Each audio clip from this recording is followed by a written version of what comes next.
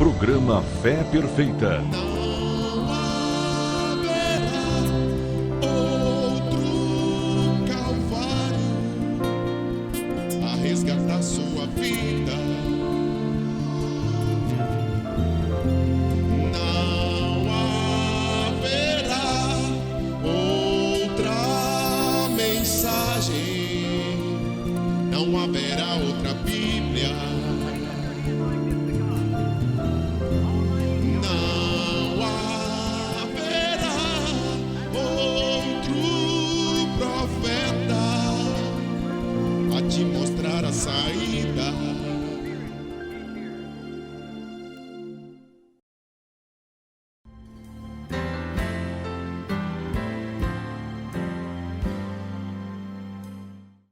A soberana graça de nosso Deus nos dá a oportunidade, nós estamos de volta aqui pela sua TV Fé Perfeita, que está 24 horas no ar, apresentando este programa, levando uma mensagem enviada por Deus para precursar a segunda vinda de nosso Senhor Jesus Cristo, e lembrando que não pode haver uma cura sem que haja um curador. Não pode haver salvação sem que haja um salvador. E não pode haver uma restauração sem que haja um restaurador.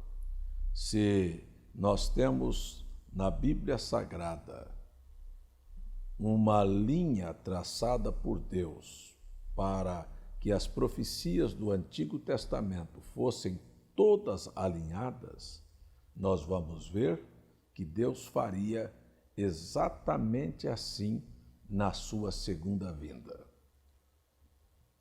Esta televisão, este canal, esta emissora amiga transmite nesta hora a você a mensagem que está anunciando que Jesus está voltando. Isto pode ser velho, isto pode ser que esteja passado de moda, mas este é o dia em que estas escrituras terão que se cumprir. Amigo telespectador, nós colocamos ao seu inteiro dispor a nossa caixa postal, o nosso e-mail e o nosso telefone, para que você possa entrar em contato conosco e nós possamos enviar a você e te dar a oportunidade de conhecer mais profundamente sobre isto que estamos tratando nesta hora, sobre a segunda vinda de nosso Senhor Jesus Cristo. Isto não te custará absolutamente nada. É só enviar um e-mail ou nos dar um telefonema e nós te enviaremos estudos bíblicos que te ajudarão a compreender os eventos modernos, esclarecendo as profecias. Nós queremos continuar aqui com a meditação no Evangelho segundo escreveu Mateus, no capítulo 24. Nos nossos programas anteriores, nós falamos sobre as duas religiões representadas figurativamente em Caim, em Abel, na religião criada por Adão e reprovada por Deus. E aqui agora nós estamos olhando a grande fé que o povo tem em igreja. E nós vimos os próprios discípulos de Jesus, do primeiro verso do capítulo 24 do Evangelho de Mateus, mostrar a Jesus a estrutura do templo, tentando induzi-lo a acreditar e a ter fé na igreja. Jesus de pronto respondeu: não ficará aqui pedra sobre pedra que não será derribada. No verso 3 de São Mateus 24, nós temos os discípulos vindo em particular a Jesus para lhe fazer 3 perguntas. Vejamos, no Monte das Oliveiras, achava-se Jesus assentado, quando aproximaram-se dele os discípulos em particular e lhe pediram: dize-nos, quando sucederão estas coisas? E que sinal haverá da tua vinda e do fim do mundo? São 3 perguntas e, por certo, Jesus responderá ali aquele pedido dos seus discípulos. No versículo 4 do Evangelho de Mateus, capítulo 24, a resposta foi enfática: acautelai-vos, para que ninguém vos engane. Esta foi a resposta. Quando, no decorrer do capítulo 24 do Evangelho de Mateus, Jesus vai explicar e dar a resposta a estas perguntas, ele enfaticamente faz alusão ao cerco de Jerusalém e disse aos discípulos que quando eles olhassem e vissem Jerusalém sendo sitiada, quem estivesse no campo não voltasse para apanhar alguma coisa. Jesus lamentou pela condição das que estivessem grávidas e pediu aos discípulos para que eles orassem, para que aquele acontecimento não tomasse lugar nem no inverno, nem no sábado. Estas são as colocações básicas para a primeira pergunta. Quando é que então acontecerá que não ficará pedra sobre pedra que não será derribada? Quero dizer aos senhores que estão me assistindo, a todos, que tudo que existe nesta vida é passageiro. E entre tudo, eu estou falando a vida na sociedade, as cidades, os impérios, as fortunas e também a religião. Aqui nós temos claramente a figura do templo, que para os judeus era considerado um lugar sagrado, porque naquele lugar aonde foi construído o templo, Deus houvera dado a Abraão um cordeiro em lugar do seu filho Isaque, que seria sacrificado. Naquele lugar, Davi, orando, ofereceu a Deus um altar quando o anjo tinha a espada desembainhada para destruir Jerusalém. Naquele lugar foi construído o templo por Salomão e, sem dúvida alguma, a glória da Shekinah desceu naquele lugar. Mas para mostrar a você que, como nós temos na Bíblia não registros apenas históricos, mas os registros históricos são proféticos, encontramos na carta de Paulo aos Gálatas, ele fazendo uma afirmação aos irmãos da Galácia, que eles começaram no espírito e vergonhosamente ou tristemente estavam terminando na carne. É assim que a maioria dos movimentos da religião começam. Preste atenção que o Templo de Jerusalém começou de uma maneira espiritual, a glória da Shekinah desceu, os próprios sacerdotes não podiam ministrar pela presença de Deus naquele lugar. E aí você caminha ao longo da história, aquilo que era sagrado e que se fazia com respeito, daqui um pouquinho foi sendo naturalizado e já não se tinha mais respeito.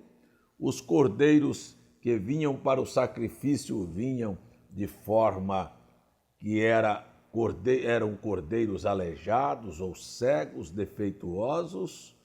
Os sacerdotes, na linguagem da Bíblia, haviam se embriagado, comprometido com a política, com os reis da terra, e, consequentemente, os adoradores, quando tinham um sacerdócio já despótico, sem a presença, sem a glória, sem a manifestação de Deus, automaticamente tinha uma religião falida. E Jesus disse, advertindo aos discípulos: vocês querem saber quando é que a igreja deixa de existir? Quando você ver a abominação e a desolação que falou o profeta Daniel estar no lugar santo, quem lê, atenda, esta é a hora. Então, quando a religião do templo, que era um lugar sagrado, se tornou um covil de ladrões e salteadores, você sabia perfeitamente que a qualquer momento a profecia iria se cumprir. Como ainda existe uma profecia? Aquela era para a estrutura do templo erigido por Salomão. Hoje nós temos uma profecia no livro do Apocalipse. E ouviu-se uma voz: caiu, caiu a grande Babilônia. Estamos olhando a Bíblia e vendo que aquilo que Jesus nos advertiu, que um dia o templo haveria de deixar de existir, e isto faz como que mais de 1.900 anos que aconteceu e os judeus nunca mais foram capazes de soerguer aquilo. Prestem bem atenção que haverá uma queda e uma ruína para o sistema babilônico. E você diz, sistema babilônico, pastor? Não leu você no Apocalipse que existe uma mulher que ela carrega em si o mistério da Babilônia? Ela se chama a Grande Meretriz. Olha, esse sistema é um sistema religioso, porque mulher na Bíblia representa a igreja. E esta mulher se assenta entre muitas águas e ela carrega um nome, um diadema com nomes blasfemos. E tudo isto nós estamos vendo que para que estas escrituras se cumpram, será necessário que os mesmos acontecimentos que tomaram lugar para que o templo de Jerusalém caísse, também viesse cair esta grande Babilônia, que, se você olhar, é o princípio do reino da religião falsa, que vai começar no Vale do Sinar e descer para a Torre de Babel.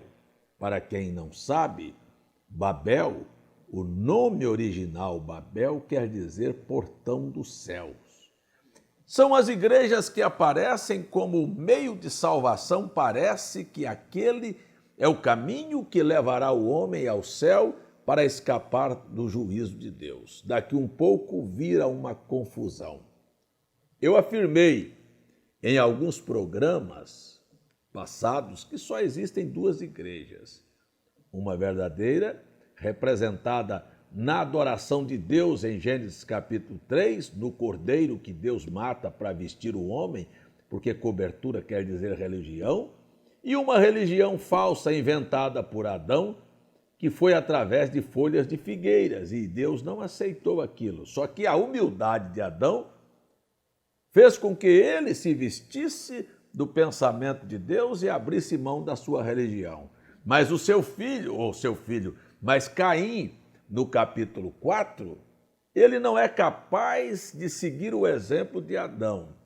Ele permanece com a sua religião, com o seu altar reprovado por Deus, uma coisa que não combina com o plano da salvação, e segue em frente, matando e perseguindo aqueles que Deus aceitou a adoração, que está alinhada com a sua palavra, com a sua mente, com o seu programa. Agora nós encontramos no final também que esta Babilônia, não é? Que você vai ver que dali vem a família de Noé, daqueles descendentes de Adão, e Deus destrói a terra, lá do outro lado aparece e desce os filhos de Cã para o Vale do Sinar. E no Vale do Sinar havia ali apenas o descendente de Cã, que Nirode, que dali inicia-se a Torre de Babel. Mas a Torre de Babel, daqui um pouquinho, torna-se uma divisão de línguas que ninguém se entende, mais ou menos para que você entendesse ou entenda o que é o mistério da Babilônia. É o que você está vendo hoje, é que existe muitas igrejas, porque dali ficou assim, cada qual com seu igual. Havia 2 ou 3 que falavam e se entendiam, 2 ou 3 que falavam e se entendiam, 2 ou 3 que falavam e os outros não entendiam. Então, cada um começou a formar um grupo e cada um falava a sua língua. Você entende o que eu estou dizendo? Cada igreja tem seus seguidores e fala aquele idioma e o outro não entende. A linguagem de uma igreja não é a linguagem da outra, a linguagem dos pentecostais não é a linguagem dos tradicionais, e a linguagem dos tradicionais não é a linguagem dos neopentecostais, e a linguagem dos neopentecostais não é a mesma linguagem dos sabatistas ou das testemunhas de Jeová ou de qualquer outro segmento da religião. Então você sabe que o mistério da Babilônia, todas elas se apresentam como portal do céu, um meio para escapar do juízo de Deus, e se transforma na confusão da religião que nós estamos vendo agora. Mas aqui desce para lá, para Ur dos Caldeus, Sem, e dali vem seus descendentes, e de lá veio Abraão, a verdadeira fé. Mesmo a verdadeira fé, você ainda vai ver que precisa se trabalhar.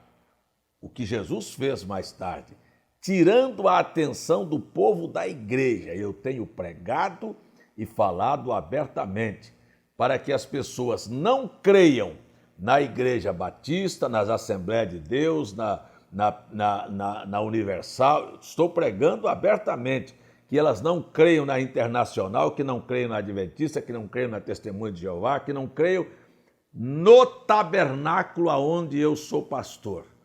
Tudo isso um dia desaparecerá. Mas tem uma coisa que eu tenho certeza e estou trabalhando para que o povo abra os seus olhos. É para crer na palavra de Jesus, na palavra de Deus. Ou você vai crer que a Bíblia é a palavra de Deus e que ela contém a verdade para que você seja salvo, ou você já caiu na arapuca de Satanás, no mistério da grande Babilônia.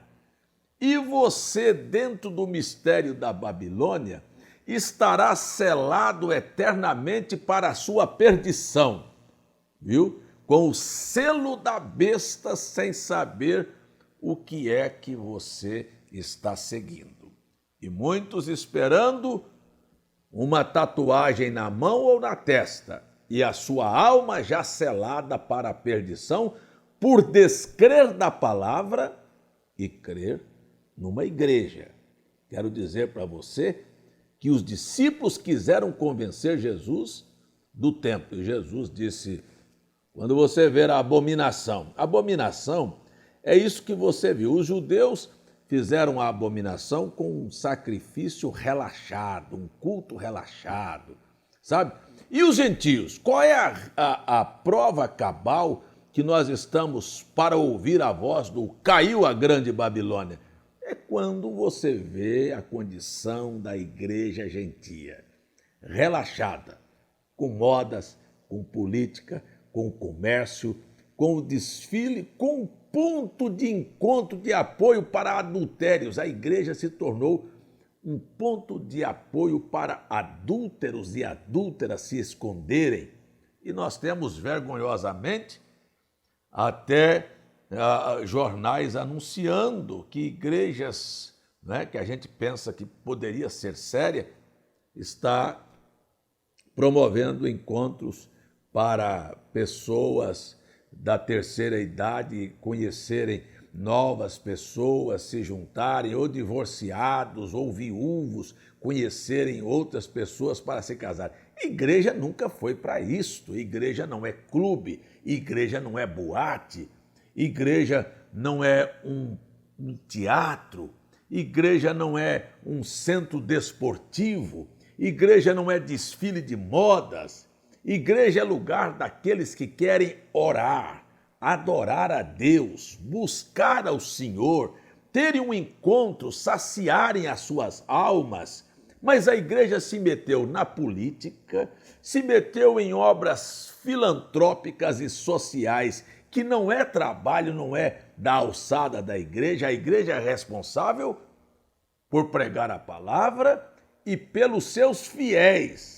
Deixe os mortos enterrarem seus mortos. Que o governo e a política cumpram seu papel. Que aqueles que querem fazer obras sociais pratiquem, mas que a igreja deveria fazer era cuidar dos órfãos, das viúvas, dos pobres e necessitados que estão dentro das suas portas. Cada igreja deveria cuidar dos seus, mas isto não fazem. E ensiná-los a respeitar e a viver e a seguir os ensinamentos de nosso Senhor Jesus Cristo. Fora disto, você vai ver que a igreja dá sinal aparente da apostasia. Então, meu irmão e meu amigo que está me assistindo, este era o quadro da religião dos dias em que nosso Senhor Jesus Cristo veio. E volto aqui então a dizer que Jesus, na resposta dada aos seus discípulos, disse: tenha cautela para que ninguém vos engane. E quando você ver a abominação no lugar sagrado, quando você vê igreja incentivando os crentes para jogar futebol, para levar o povo para piquenique, para ter retiros espirituais, entre aspas, que não passa de um manto de perdição, de entretenimento para as pessoas, fazendo jogral, peças teatrais, envolvidos com política. Quando você ver a igreja dar estes sinais, você saiba que está perto de se ouvir: caiu a grande Babilônia. E se você for espiritual, faça o que Jesus disse para os seus discípulos: orai, para que a vossa fuga não aconteça no inverno nem no sábado. No inverno, os montes na Judéia estariam cobertos de neve, a dificuldade seria grande para a fuga. No sábado, os judeus continuariam guardando um dia da semana e rejeitariam o descanso eterno. As portas da cidade estariam fechadas e facilmente seria uma presa. E nós encontramos que para que estas escrituras viessem a cumprimento, nós temos que ter 3 coisas que tomariam lugar. 3 coisas. A sociedade teria que se apostatar, porque a religião estaria apostatada e a política seria um desastre. Essas 3 coisas estão juntas. A política falida, a religião apostatada e o povo entregue ao nada, ao léu, à condição podre, às sujeiras e às baixezas do coração de Satanás. Como foi que o templo caiu? Caiu porque a sociedade, numa só voz, disse claramente, poucos dias depois que Jesus advertiu que o templo ia cair. Disse: o povo em alta voz, que o sangue deste justo recaia sobre nós e sobre os nossos filhos. Rejeitaram a misericórdia, rejeitaram a graça, rejeitaram a visita do próprio Deus, rejeitaram o Cordeiro que morreriam e daria a eles a liberdade e a vida eterna. Por que a sociedade rejeitou a Cristo? Porque a religião, os líderes religiosos gritaram: crucifica-o, crucifica-o. E qual foi a reação da política? Tomou a água e lavou as mãos. O Pilatos disse: isto é com vocês. Eu estou livre desta situação. E no inferno ainda hoje, no estado de consciência, Pilatos ouve a voz e o barulho daquelas águas nos seus ouvidos, porque ele estava com Deus em sua mão. Como a religião esteve e como as pessoas estiveram, você tem oportunidade de conhecer a verdade. Você tem oportunidade de tomar uma decisão acertada. Você tem a oportunidade de rejeitar. Tanto você, líder religioso, como você, mãe de família, pai, moço, moça que me assiste, como você, político, também tem a oportunidade de tomar a caneta, de fazer parte destes que crucificarão a verdade. Mas não se esqueçam, a vossa hora está chegando. Não foi a praga apenas para o templo. Não, o templo vai cair, mas a política cai junto e o povo morre junto. Eu estou terminando, o meu horário está vencido, mas você vai se lembrar e no programa que vem eu quero enfatizar isto com você, no próximo bloco agora, mostrando a você como quando Deus vai cumprir a palavra, essas três coisas se alinham para que a palavra de Deus brilhe e o evento que está tomando lugar dê luz e faça com que as Escrituras brilhem. Meu tempo acabou, vou chamar você para uma oração. Deus eterno, a minha petição é que o Senhor não deixe ninguém ser enganado. Como o Senhor disse, tenham cautela para que ninguém vos engane. Abençoe, abra os olhos do entendimento das pessoas para que elas possam ver o momento, a hora e que escritura está se cumprindo neste momento. Ajude os lares em todas as suas necessidades, as famílias, as pessoas que estão me assistindo. Em nome de Jesus, sobretudo, salva a alma deles. Amém.